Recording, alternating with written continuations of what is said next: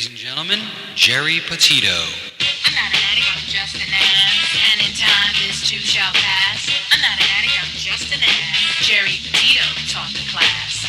I'm not an addict, I'm just an ass. Loves the answer, the greener grass. I'm not an addict, I'm just an ass. One day at a time, free at last. When you don't know just what to do. Just what to do, just what to do. If what you're feeling is really true. Is it really true? Is it really true? Just keep your ideas safe and sound. Safe and sound, safe and sound. That's exactly how change is found. Change is found, change is found. I'm not an addict, I'm just an ass. And in time, this too shall pass. I'm not an addict, I'm just an ass. Geri Petito taught the class. I'm not an addict, I'm just an ass. Loves the answer, the greener grass. I'm not an addict, I'm just an ass. One day at a time, free at last. Hello, everyone, and welcome to the Geri Petito Show. Everyone and anyone who knows me knows I am the author of I'm Not an Addict, I'm Just an Ass. I'd rather be a smartass than a dumbass. Because, guys, over 33 years ago, I was a dumbass. But today, 33 years later, I can honestly say now I'm a smartass. Through the grace of God. And yes, the word ass is in the Bible at least 40 times, and it means donkey, and that's what I was. I'm saying all that to say this. You know, we've all had the roughest few years of our lives all over the world, not just here. And unfortunately, so many didn't make it, and a lot through addiction. So I want everyone out there to know who's struggling, someone is listening. I'm a nutritional health coach. I'm also a recovery coach. All my services to you are free. Please, please reach out. If you think my book can help someone, because I sure do, you can go right to Simon & Schuster's bookstore, Archway Publishing, Barnes & Noble's, BAM, Amazon, and you can go to my website, www.geripetito.com, and you can subscribe to the Geri Petito Show YouTube channel. Thank you. I want to give a shout out to a few of my sponsors before I introduce my incredible guest. Storm and Norman Selden. 732-245-4777, www.stormandnormanselden.com.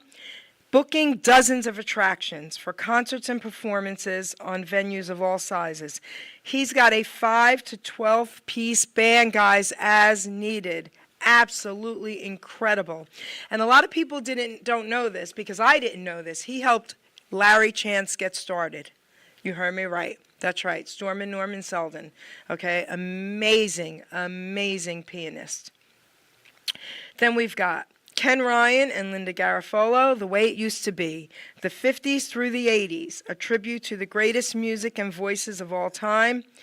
Ken also does Elvis for Me, Baby. And what I love about this team is they are beautiful inside and out, and they do so many fundraisers, and no one has to ask them. Okay, they just say, let's do it. And they're beautiful souls, so I love both of them, Ken and Linda. Okay, John Bishop, a.k.a. Johnny B., singer-songwriter, host of the Entertainment Luncheon South, a nonprofit network created for the creative. His Facebook group page, Entertainment Luncheon South, he's a partner in the Joey D. and Johnny B. Rockin' Oldies Band. So John and his wife, Linny, are amazing. They put on a luncheon once a month for all entertainers. It's by invite only, and it's $20, and you get a meal and entertainment. Okay, and it's nonprofit. They don't take a penny. They put it towards amazing things, and they promote us like there's no tomorrow. So John and Linny, love you guys. Okay, Michael D'Amore, singer, songwriter, performer, entertainer, www.michaeldamore.com. You know, everyone who knows me knows I'm a huge Elvis fan, right? So I always said, here's Elvis. Nobody could top him. And then I actually put Michael right under Elvis. He's that good, guys, okay? But Carter Rubin, who won The Voice, who I got to interview, and his uncle is Rick Mango, okay?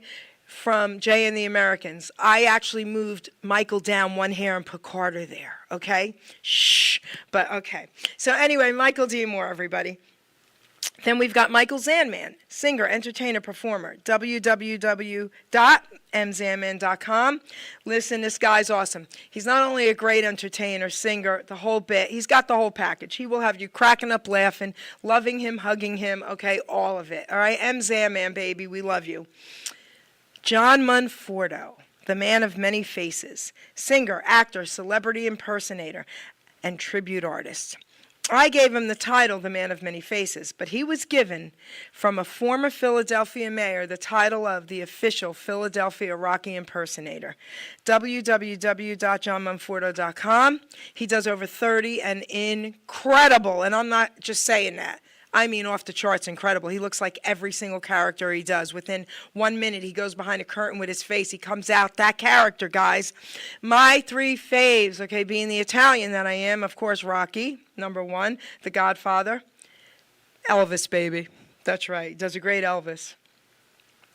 So I want to just say to everyone listening, I have a really great guest with me here today for so many reasons, okay?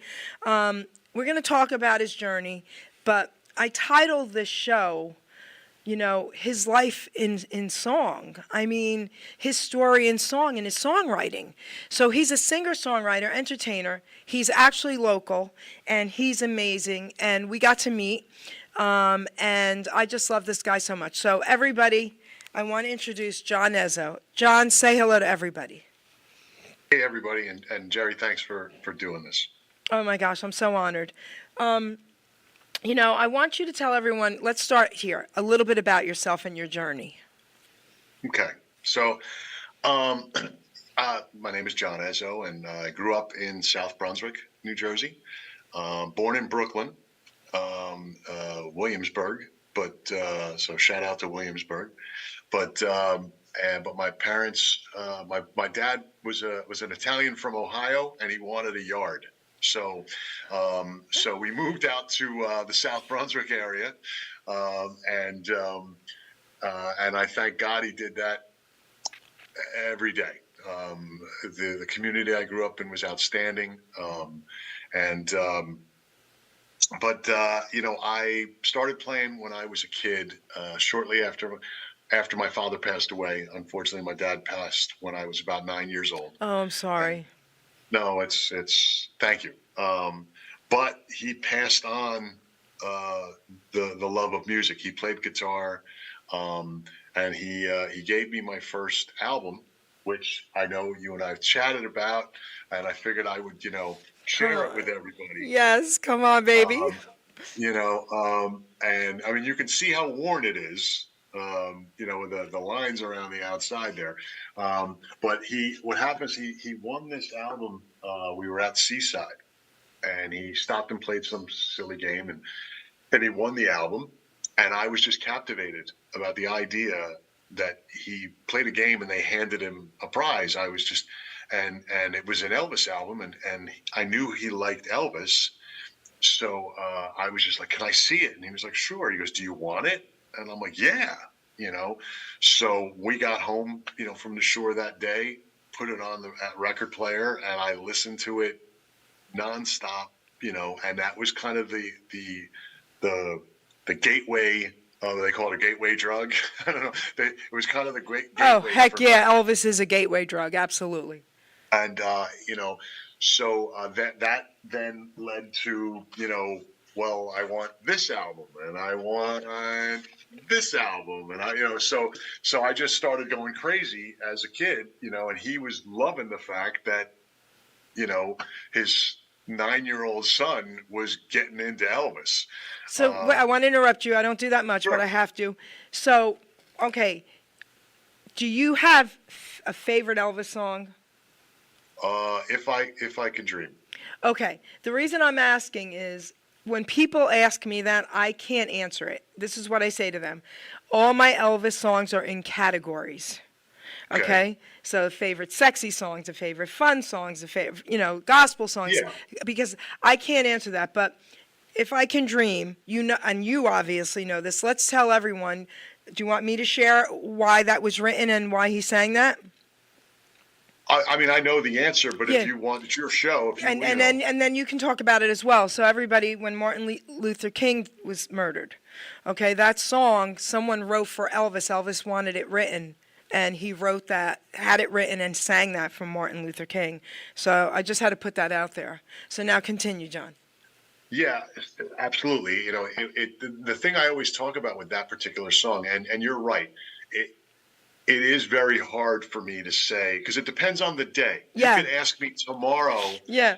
I might say like I love his version of "Please Release Me." Oh, yeah. So I mean, it really depends on the day. But the reason why I went so fast to "If I Could Dream" is for partly of what you just described. Is it was the one song that he really had a hand in writing. He wasn't really a prolific writer, but that song, it was during the '68 comeback special, and Bobby Kennedy had also been killed, and he just was feeling an angst in him of I've got to say something. Yeah. So I know he doesn't get a writing credit, but he was he was the unwritten words behind the song. Yeah, the passion and the Yes. feeling of that song, and when you see the performance, I mean, I have a group of friends, music friends that we get together. It's almost like a book club. It's an album club, and we bring albums and we listen to them, and then we talk about it. We get them together and talk about it. It's great, a lot of fun. We do it all the time, and one of the things we talked about was the greatest live performances of all time. And I will fall on a sword every day on. To me, I'll live with somebody saying another one, but it's him performing that song on that special. To me, is the single greatest live performance ever. Heck yeah. Heck yeah and heck yeah. Go ahead. The only one that comes close is Freddie Mercury at Live Aid.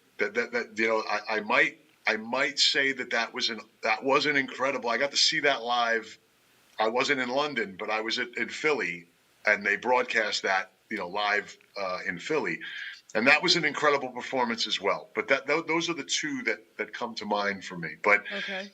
so I got into Elvis, and then my dad passed away, and I held on to those albums because they were parts of him. And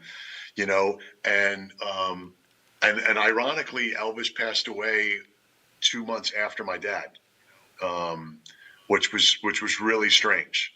Oh. Yeah, it was a little odd. So I had a lot of. So wait, you were not. How old were you when Elvis passed away then? Well, I turned 10 in the time that my father passed and Elvis. But so basically 10. I was 10 when Elvis died. I was 16 when Elvis died. Okay. And the saddest part about that, of course, Elvis dying, but my mom finally said I could go to the concert with my aunt who already had met him and kissed him years ago and got a scarf and everything. Wow. And he died. I have that ticket framed in my Elvis poker room. Wow. Yeah. So. Wow. I'd like ahead. to see that. Yep, I'll send it to you. No, so I held on to those albums and the memory of him and him playing some Elvis songs on the guitar, and then I picked up the guitar eventually, and I started playing Lordy Miss Claudie and stuff like that. Just songs that my dad used to play, and then my dad also loved a lot of country music. He loved John Denver and Jim Croce and so Eddie Arnold, Charlie Pride, all those. That was my dad's influence, but I was the youngest of 4 kids, and so they all were listening to. So I was hearing so much music in the house, and each of my siblings and my mother introduced me to so much different stuff that, I have a very eclectic taste and I like a lot of different things. So I started to play, and then the next thing I just started to write, and I kind of, played as a kid. I love to tell a story of having a brush with fame with Bon Jovi way back in the early days, because he played a show and I was there and it's a long story, but anyway, I don't want to dive into that. But I really got into it, and I got into playing and I started to perform in my own band. And then what life happens. There's a great John Lennon lyric. He says, "Life is what happens to you while you're busy making other plans." And that's what happened. You meet a girl, you get married, you have kids, and the guitar got put away, you know. Okay. And but I continued to play and to write and to record, but I didn't do anything with it. Okay. And then the pandemic happened, and we were all trapped, and and so I started doing some Facebook Live little shows because everybody was trapped. I had a captive audience, so I would just go live and play. So people were like, John, when this is over, you really should go out and play. You're pretty good. You should go out and play. So I started playing as soon as everything was over, and then it just led to, well, I have all these songs, let's put them out, and so I put out the first album in April of 2022, and it's called My Past Is Here, and the album title is basically me kind of saying these are songs I wrote in the past. These are my past. They tell the stories of my past. And there was some really good reception to it. A former editor at Billboard magazine, this guy named Larry Flick, who I've now become friends with, he stumbled on one of my songs on Spotify, and a song called So Wrong. And, he took a liking to it and he added it to a playlist. Now, each week what Larry does is he chooses 5 songs, and he adds it to a playlist. And at the end of the year, he has now a playlist of what he feels are the best new songs of the year. So that way, each week, you got 52 weeks in a year, 5 songs a week. You got this list of songs at the end. Well, he chose one of my songs. Actually, he chose 2 of my songs. Later in the year, he chose another one of my songs and added it to the list. So I was like, wow, this is kind of cool, getting noticed like that. That led to me, well, I should put another album out. And, that's this short little Reader's Digest version of how we get to where we are today. I want to share something with you. You may or may not know this. So you were with Kevin McGowan last night singing. Yes, it was. Yes. Okay. So I'll be interviewing him again as well. I've interviewed him a few times. So do you know about me encouraging him to write a song for a reason? Do you know anything about that story? I do not know that story. All right. So he wrote a song when he was young. Listen, I don't remember the age. He could have been 19, 20, 21, 22. I don't remember. He was young, and he wrote a song to my younger self. Okay? So I said to him, are you kidding me? Now you have to write a song about that song to your younger self, because now you're older. And he did. He wrote another song about it. And amazing. Cool. So, your songwriting tells your life story, and so does so many others, right? I mean, that's what songwriting's about. Like, I'm a poet, and I put all my passion into my poetry and my art. I'm an artist. And when I hear songs that people write, it blows my mind, because when you guys write songs, it resonates with more people than you think. Because everyone's journey, bits and pieces of everyone's journeys are similar. Yeah. And you resonate, and I want to thank you for that, because you said something about the pandemic, how you were singing live. Well, I want to thank you for that as well, because music saves lives, and if it wasn't for you musicians doing that, people would have went crazy. I had someone messaging me from a hospital bed when I was doing a live, and she said, Geri, please don't stop. She had the nurse set her phone up while she was in the hospital watching the live singing. Yeah. So thank you for that. And no, it was great. I mean, and I was doing all these shows, and then I started to do like a theme show. Like I said to all my Facebook friends, like I sent out a message, just say, listen, send me songs, all requests. And so now I didn't realize how stupid a thing that was, that like I had to learn all of these songs, and I gave myself like 2 weeks to learn. Oh my gosh. The dumb move. But at the same time, they enjoyed it because they became part of it. They sent me a song, and John went and learned how to play that song, and then he dedicated it to them when I went and performed it. So it definitely the feeling of community that gave us all Yes. during that time You're right. was outstanding. I wish it and stood. and it's the reason why I'm out there doing it now. It gave me the courage, it really did. It gave me the courage, and people gave me so many, kind words, and by all means, absolutely.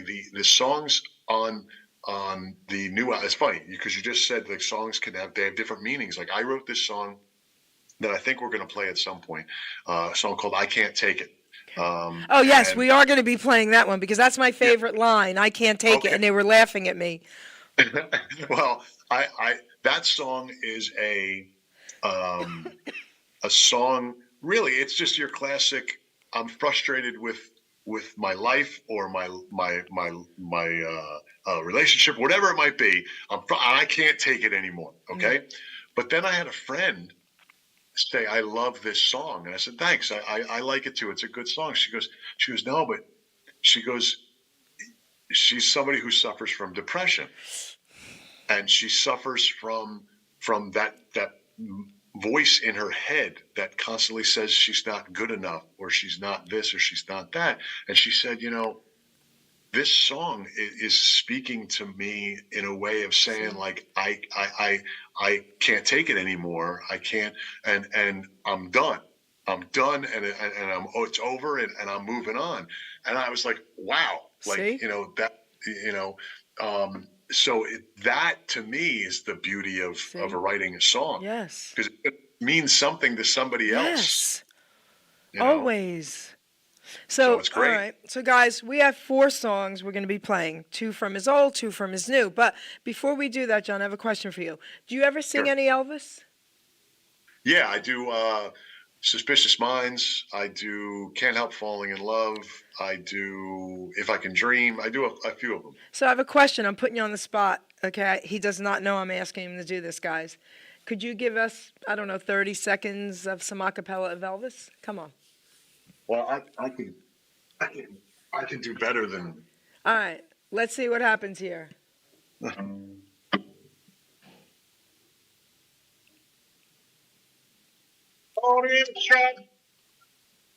No, John, don't play the guitar. Don't play the guitar. It's not coming through. Okay. Just sing. Oh boy, really? Come on. We're caught in a trap.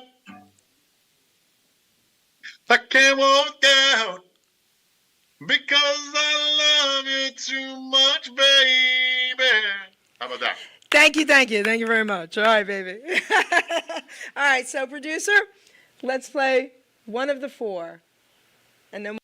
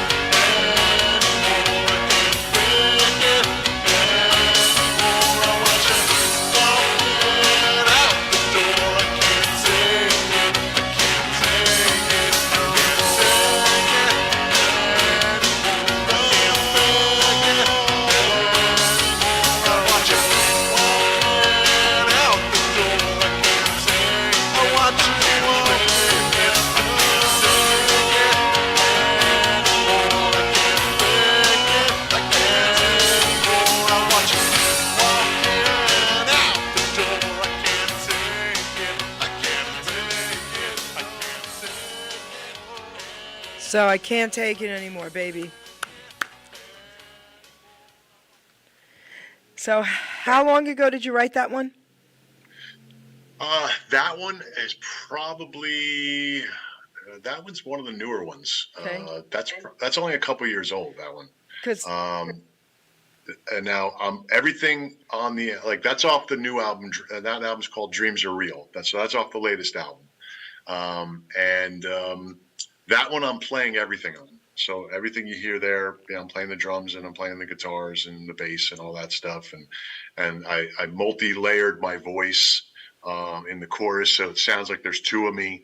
And if you listen to it on like a stereo system, my voice moves from speaker to speaker. It's kind of cool. There's a little effect in there, but yeah, that's one of the newer tracks that I've written. That was just kind of like I was playing the guitar and it was an upbeat kind of angry, but it feels positive. But it's a song of defiance, I think. You know. Well, everyone over the last 4 years or so can definitely resonate with that song, right? No, listen, I think that everybody, and it's interesting, because that the angle of somebody being, being so trapped in their own head, Yep. and they're just saying, I can't take it anymore. Yeah. And the line of, I watch you walking out the door, it's almost like you're saying, I'm done. It's over. I watch you walking out the door. Yeah. So it's interesting, and it's definitely a song that a lot of people have told me they like. When they hear the album, they're like, that's a good one. I like that. Very cool. Love it. All right, so let's play song number 2.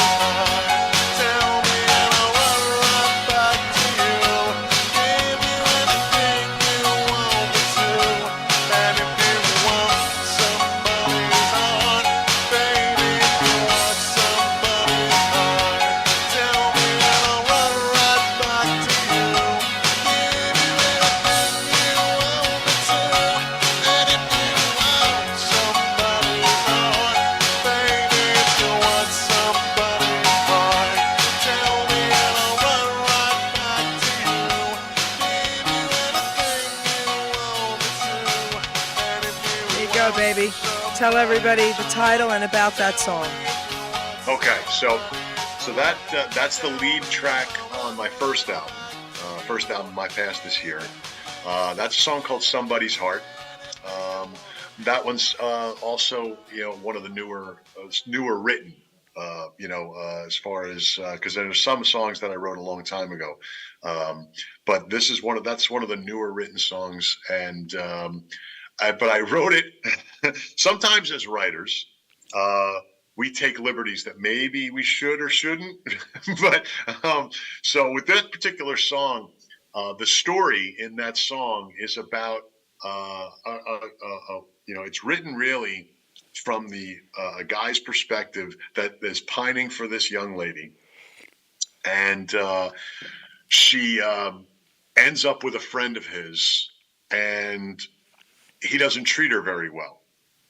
And he's the one guy is there to pick up the pieces, and he's it's okay, and he's a bad guy or whatever, and he's saying, if you ever want somebody's heart, I'll be right there. But that actually happened to some people I know. Like that was, so I kind of saw this happen between two people I actually know. And I said, well, that's an interesting, I'm sad for them, but that's an interesting story, so I kind of use the story. Now, the woman in the story knows the song is about. Okay, because I was going to ask that. Go ahead. The woman in the story does know that that I basically am writing about what happened to her, and she loves it. She loves the song. Whenever she comes to my shows, because she comes to plenty of my shows, she knows that that's her song. Okay. That is her song, it's one of my favorites. I'm also playing everything on that, the piano, everything on that when I'm playing, it's definitely, it holds a place for me, a special place, because that's why it was the first song on the first album. It was a way for me to say, here I am. This is the kind of writer I am. It's a pop song with a really good hook, and it's one of those earworms. It gets stuck in your head. People tell me if they hear the song, a day later they'll start going, somebody's heart. Like it's one of those types of songs. So you're right. We do take certain liberties. Even me with my poetry. Yeah. I think I've written a poem about every single person in my family and all my close friends. Yeah, absolutely. Good, bad, songs, or indifferent. It's there, baby. I have on both albums, there are songs that I wrote specifically for people about, whether my relationship with them or things that I watched them go through. There's a song, I know we're not playing it today, but there's a song called When the Rain Comes Down that I wrote for my brother. Oh. He was going through a really bad divorce, and he basically was like, life stinks. I can't deal with this. It was really a bad divorce. And I was trying to cheer him up, and I said to him, man, I'm telling you, the sun's going to come up tomorrow, I promise. And after I said that to him, I'm like, wait a second. So I wrote this song called When the Rain Comes Down. And the lyric is, when the rain comes down, take a look at everything you've got and keep your feet on the ground. And then don't you know the hardest part of life is to wait around and find the sun again. And, that's the lyric. And, so yeah, there's songs on there, or like you said, poetry. That's what we write about. We're writers. We write about what we feel, what we know, and what we see. And that's what happened. So, all right.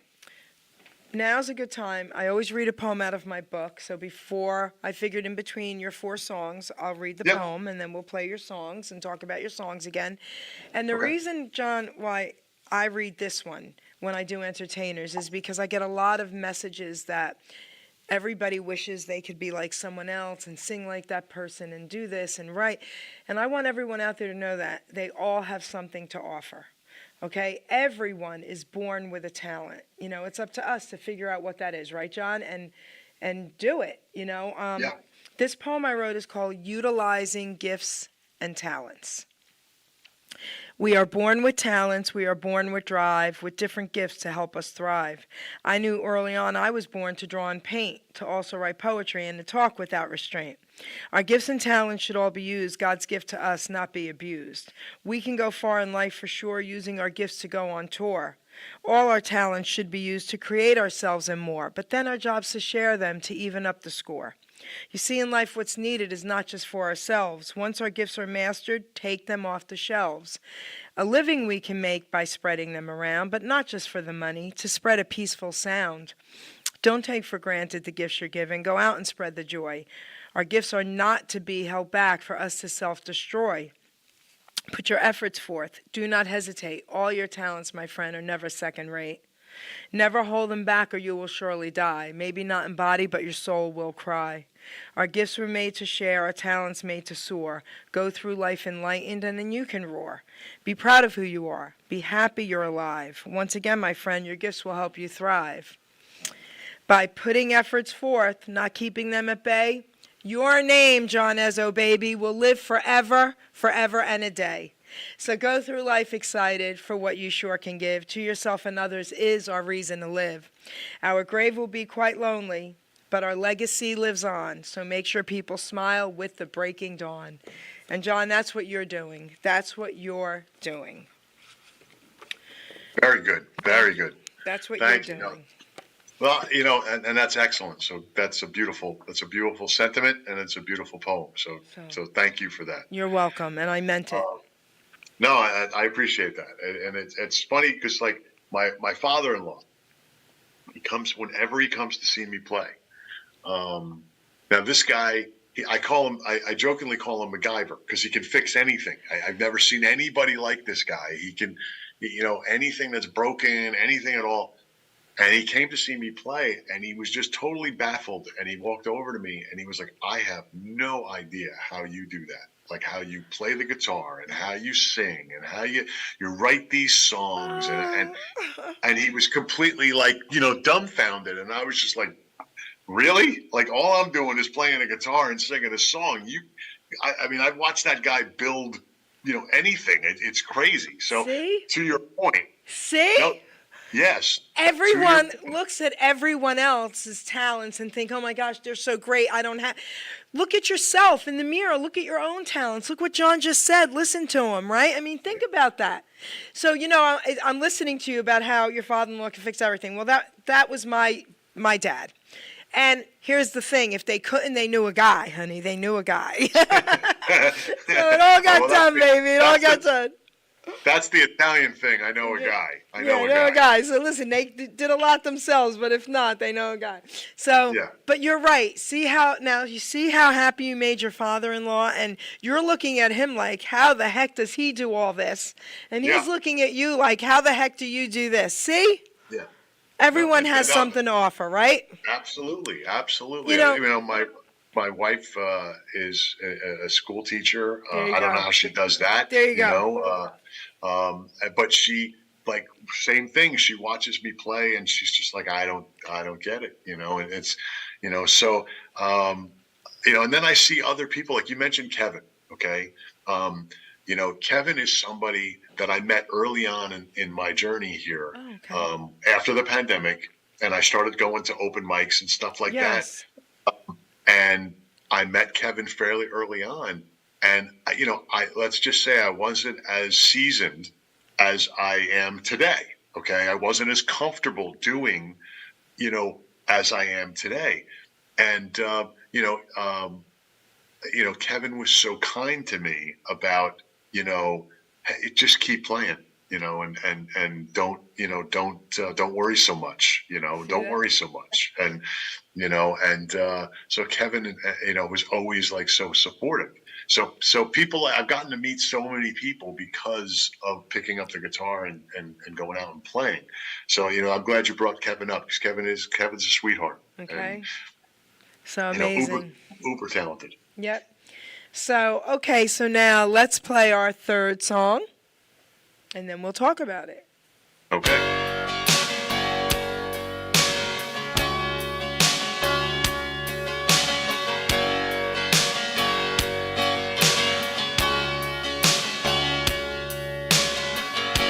Sometimes you feel like you're never gonna love again. You wonder if you've got a friend. Sometimes things don't work out like they could. You wonder if they ever should.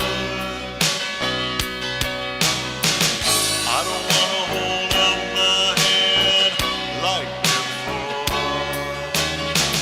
I don't want this pain in my heart anymore. I know I'll never find any love you left behind. You took the only love I had with you.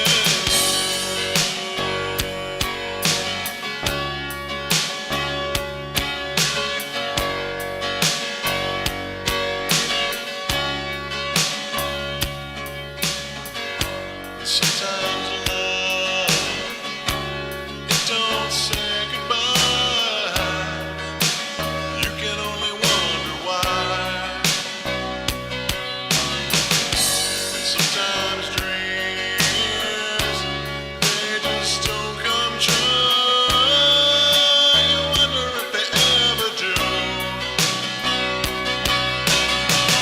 Baby, tell me, where did I go wrong? How did a love die that was once so strong? 'Cause I gotta know the truth, and I don't wanna hear no lies. 'Cause I know I'll never find, I know I'll never find any love you left behind. You took the only love I had with you. I know I'll never find any love you left behind. You took the only love I had with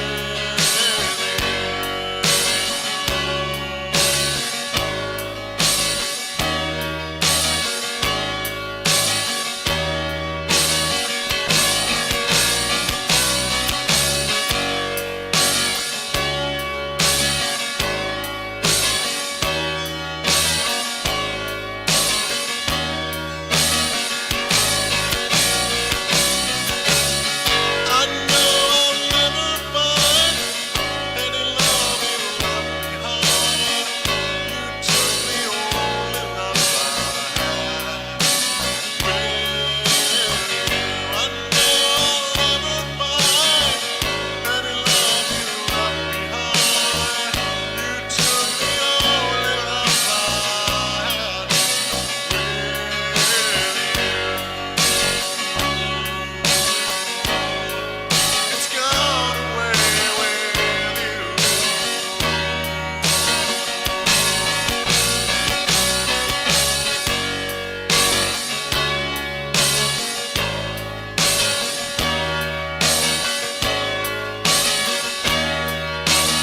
You took the only love I'll ever have along with you.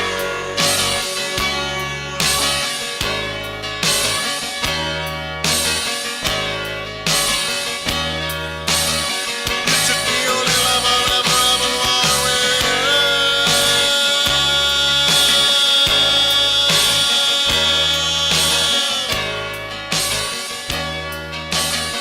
You took the only love I'll ever have along with you.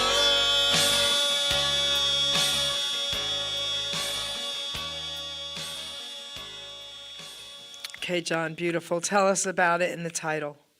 Okay, so the song's called "I'll Never Find," and it's interesting because I had a lot of songs ready for the first album, and you had to make cuts, and it was so hard.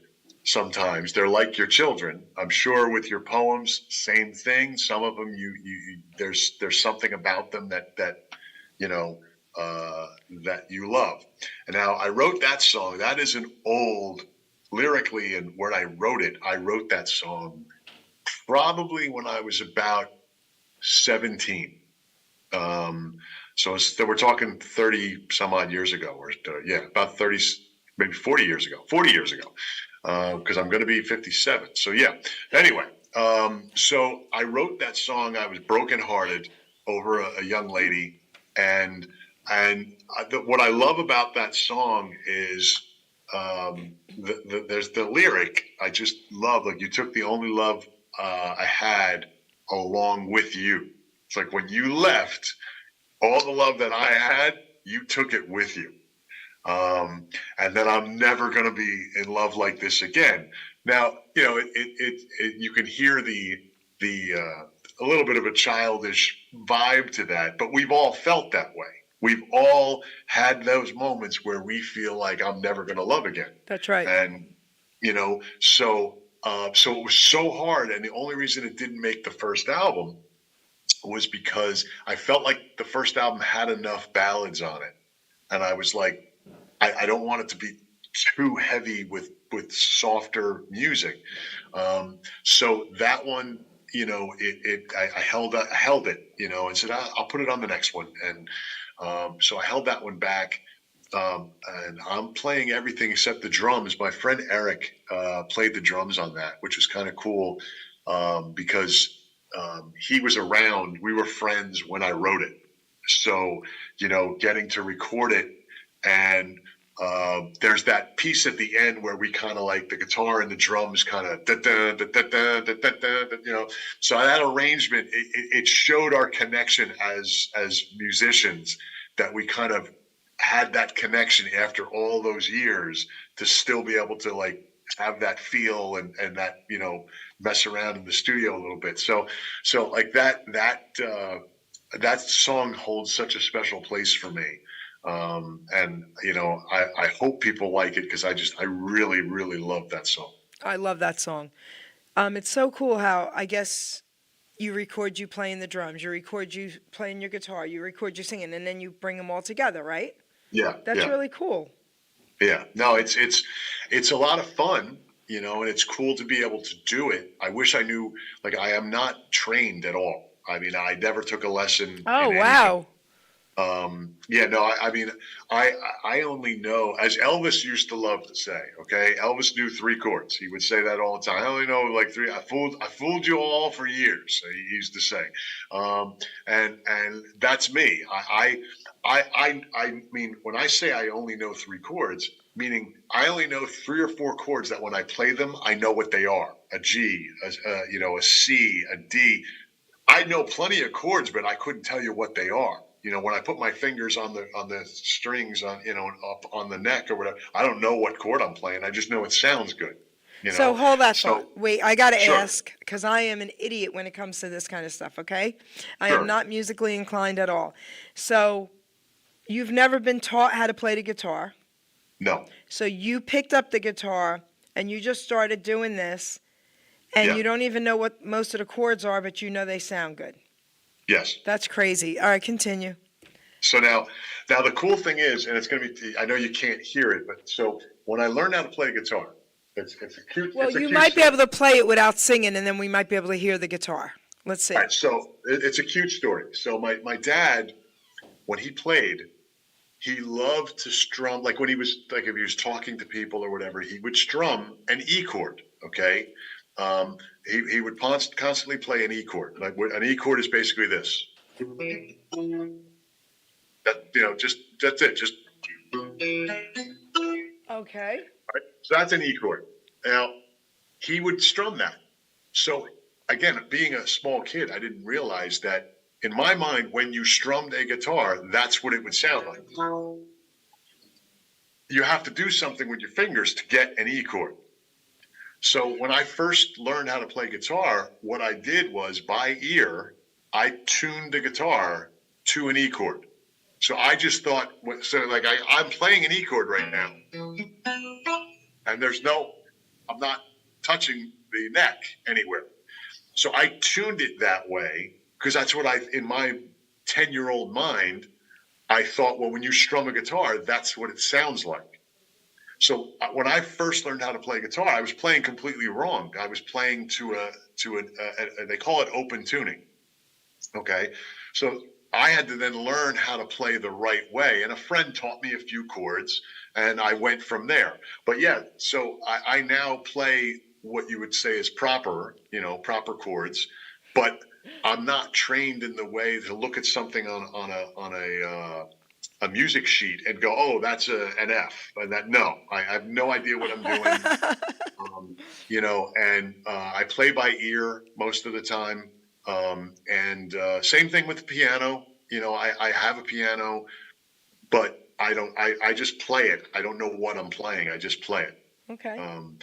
So I'm lucky. I mean, I'm lucky in the sense that that music, I had that talent to pick that up. Same thing with drums. I just sat down in the drum set and watched my friend Eric and watched my friend Bill. I'm like, all right, well, I see what they're doing, and I just kind of try to do it. Not as good as them, but That's cool. I can get away with it. Yeah. So you are musically inclined. I mean, that's pretty cool.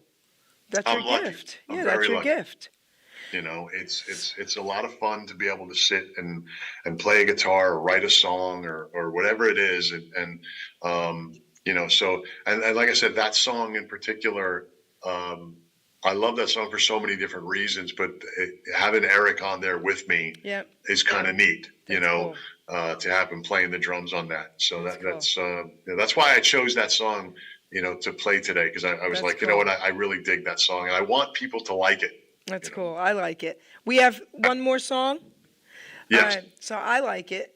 So guys, we're going to play our final song. And yes, you're welcome for this cool little concert. Okay, guys? You're welcome. Here we go.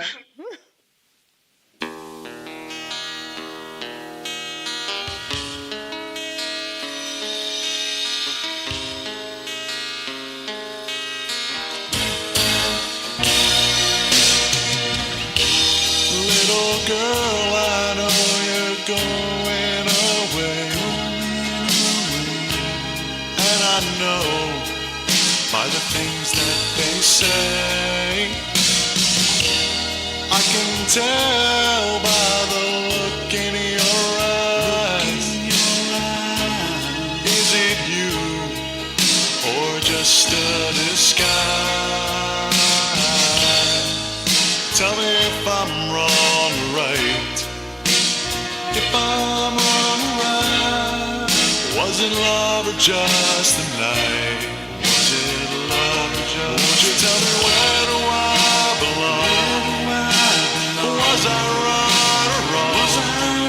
Now that everything I'm living for has gone, won't you tell me where do I begin? Where do I fit in? Now that everything I'm living for has gone. So long, so long, so long, so long.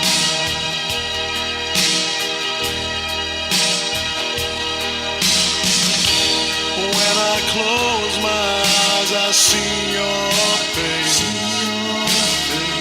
I can almost see your smile and feel your embrace. But on those lonely nights when you're not there, tell me what can I do with this feeling I can't share? I can't share. Tell me if I'm wrong or right. If I'm wrong or right. Was it love or just the night? Was it love? Won't you tell me where do I belong? Was I right or wrong?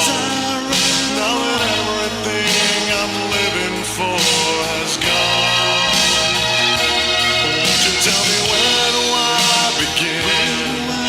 Where do I fit in? Now that everything I'm living for has gone.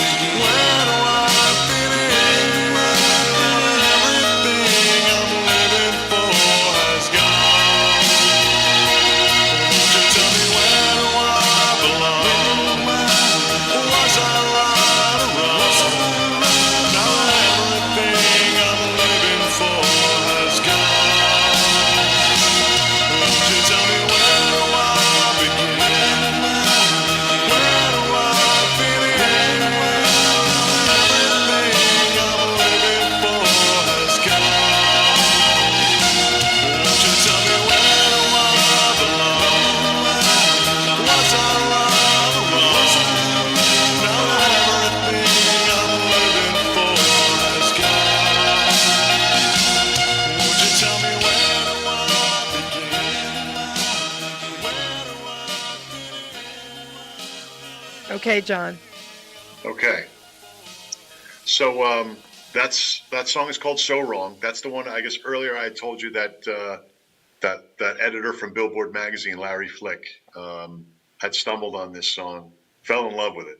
I mean, he just was like, that's a hit song if I've ever heard one. And that, which is cool. Yes. Somebody that guy actually worked for.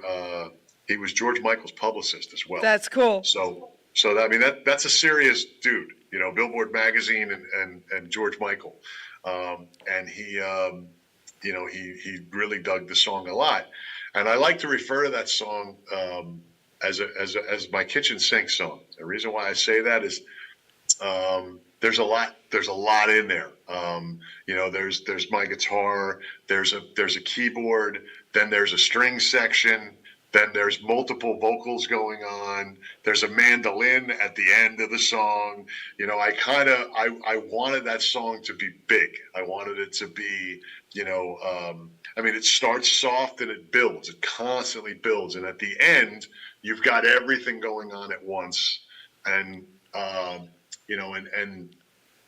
I'm playing everything with the exception of the drums. My friend Bill is playing drums on it, and he also is the other vocal. So the other voice that's echoing the shadow vocal. So like when I say, the one line, he sings the echo line. Okay. It's really, I think it's a really good song. I think it's a beautiful song. The guitar solo to me is one of the things I'm most proud of, playing that guitar solo. It's definitely a song that, people, when people hear it, they tend to like it. They tend to think that's a good one. It's beautiful. Thank you. Beautiful. So we have a few minutes left. I will be giving the mic back to you in a minute. But I want to Sure. say first off, thanks to all our listeners. Please share this show because this show is incredible. And this show will also, the audio will be on iHeartRadio next week, either Tuesday or Wednesday. I'll let everybody know. I want to thank you, John, first off, for honoring me today because, first of all, as a poet, when I hear songs that these artists write, I'm just like, wow, that's amazing. And your songs are amazing. Never Thank you. stop doing what you're doing. God gave you an incredible gift, John, and you know that, man. And singing your songs, to me, that's a double whammy, right? Amazing, beautiful. I want to give you the opportunity now to talk to everyone listening. In closing, tell them some thoughts, something encouraging, and take the mic. Okay. Well, first, I want to thank you for allowing me this opportunity, and Ruben, thank you, thank you, Ruben. No, but I want to thank you guys for welcome, this. John. No, but it's a lot of fun to do something like this, and I'm very honored that you would have me on your show. Oh, I'm honored. I've seen the people you have on your show. You've had literally some legends in the music industry. I'm blessed. Yes, so for me to be somebody that gets to sit in that chair that other people, so I just want to thank you for that. As far as what I'd want people to know that, I try to write songs that people will enjoy. I try to write songs that, although some of them may be very sad, there's always a hint of hope in all of them. And sometimes, you need to have that in this life, as a little bit of hope. You can find all of my music anywhere music streams, whether it's Spotify, YouTube, Apple Music, iTunes, Amazon, Pandora, Deezer, all kinds of places that play anywhere music streams. You can find both of my albums, My Past Is Here and Dreams Are Real.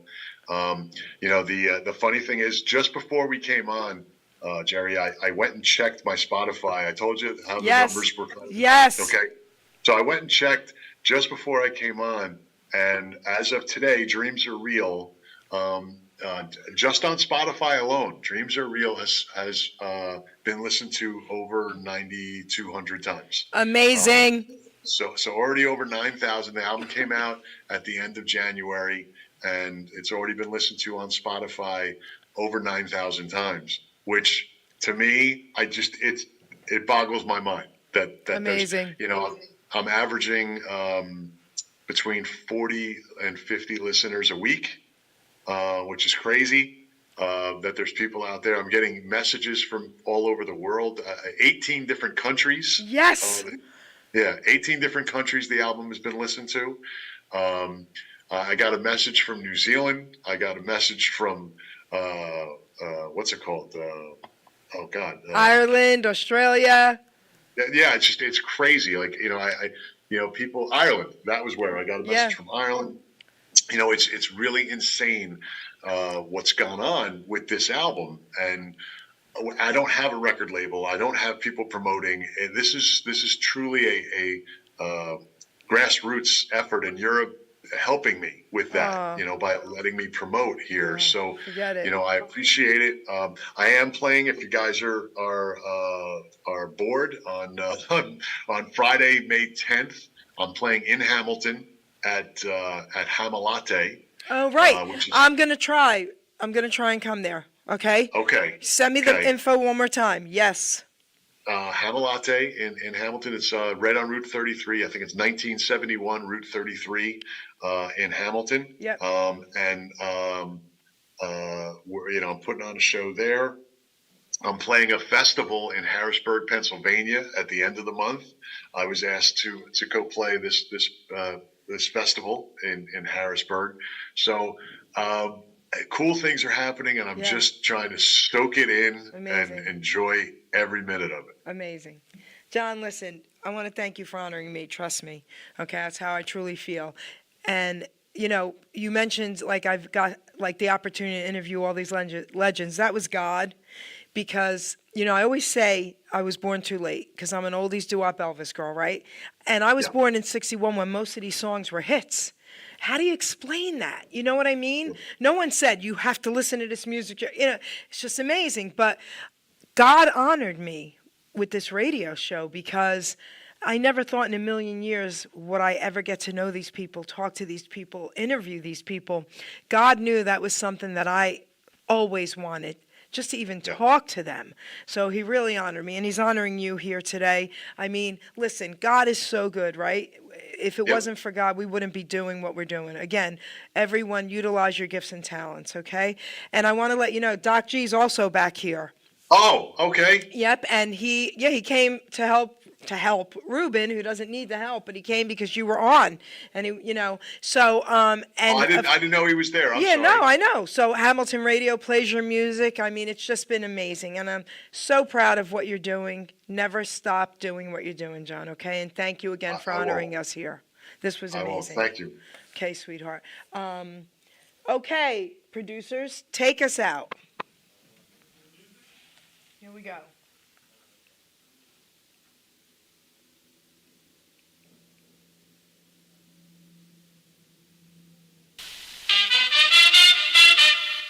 Ladies and gentlemen, Geri Petito. I'm not an addict, I'm just an ass. And in time, this too shall pass. I'm not an addict, I'm just an ass. Geri Petito taught the class.